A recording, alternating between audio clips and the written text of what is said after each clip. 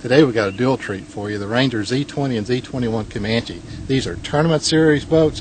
Before we go into detail on this, here's Dan Benton from Ranger to tell us a bit more about this series.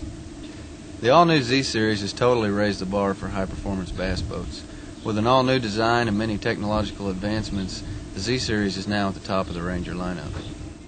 The Z20 and Z21 Comanche are competition-level bass rigs designed to give you years of performance and many trips to the trophy stand.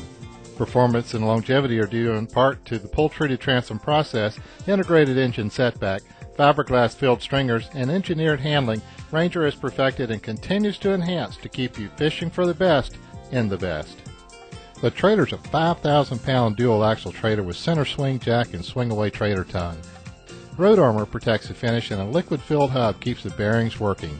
LED lights ensure long life and worry-free operation. Here in the bow of the boat, a Min-Cola trolling motor is mounted in a gunnel on the port side with a Garmin 250 depth finder in the peak, along with digital switches for the trim, lights, and accessories. The Z20 handles up to 7-foot rods in a starboard locker and 8-foot rods in the port. The center lockers for storing a ton of flannel boxes and other dry gear. Rod buckles keep your gear handy between fishing holes. Spring-loaded cleats pop up when you need them and stay out of the way when you don't. This is a great feature on this boat. These rails are extruded aluminum railing with a thermal barrier on them so that they don't get hot. It actually is cooler than the carpeting itself. The main difference between the two models is the Z21 has a cooler on the port side and a bait well on the bow, and the center locker is a huge rod organizer. This Z21 is also a NASCAR series model. Soft ride seating keeps everyone comfortable throughout the day. A running rod rack next to the companion seat keeps their gear handy. The center seat flips down to form a step to the aft casting deck. An optional glove box console can be added to the companion side. The helm has a performance steering wheel with hydraulic assisted steering. Another Garmin 250 is here at the dash. Digital switching and ignition keep you ready to roll from the start of the day to the finish at the weigh-in. Live well control is just under the driver's elbow on the wall. Dry storage is separated by an aerated divided live well with Venturi air. The Z20's cooler is just forward of the live well. Access to the batteries and oil reservoirs through the hatches across the stern. Casting seats can be added in the front or rear casting decks.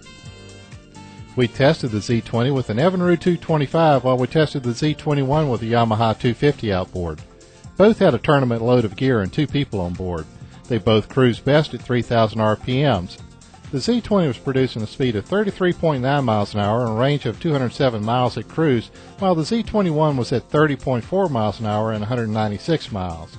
The Z20 topped out at 70.2 miles an hour, while the Z21 averaged 69.9 miles an hour. Hole shot performance was 2.9 and 2.7 seconds respectively, and 30 mile per hour performance was 7.3 seconds versus 6.7 seconds. The Z20 is 20 feet 5 inches length overall, and the 21 is 21 feet 2 inches. Both have a 7-foot 11-inch beam for stability. Fuel capacity on both models is 48 gallons in 2 24-gallon tanks. While the Z20 is rated for up to 225 horsepower, the 21 can handle up to 250. The single console Z20 weighs in at 1,735 pounds, and the 21 weighs in at 1,875. Well, that's about all the time we have for today, and thanks to Dan, I got plenty of fishing gear on board. I think I'm going to spend the rest of the afternoon fishing.